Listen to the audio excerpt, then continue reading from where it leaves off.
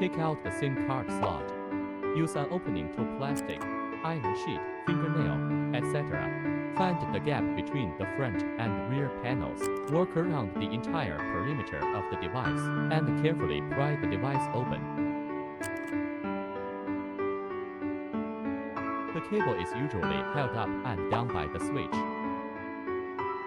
Use a heat gun to apply heat along the edges of the screen and housing frame to weaken the glue. Using an opening pick tool, you can add a small amount of alcohol to dissolve the glue.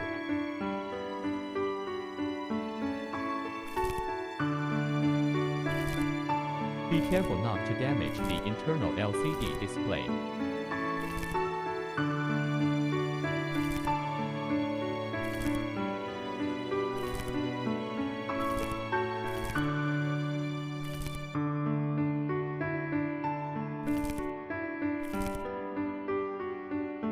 For these cheap tablets, the touch functionality is not integrated into the LCD display screen. The touch screen and the LCD screen are two repair parts. The function of the touch screen is to touch. The function of the LCD screen is to display images.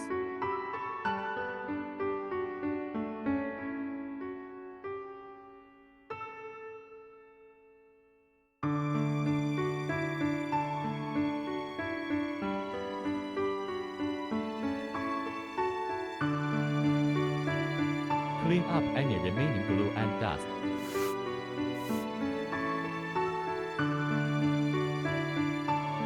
Test and install the new touch screen.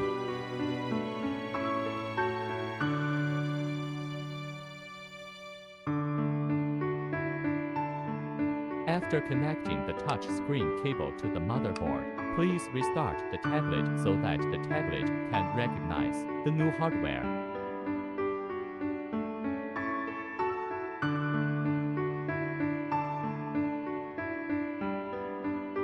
Install the new touch screen after testing without problems.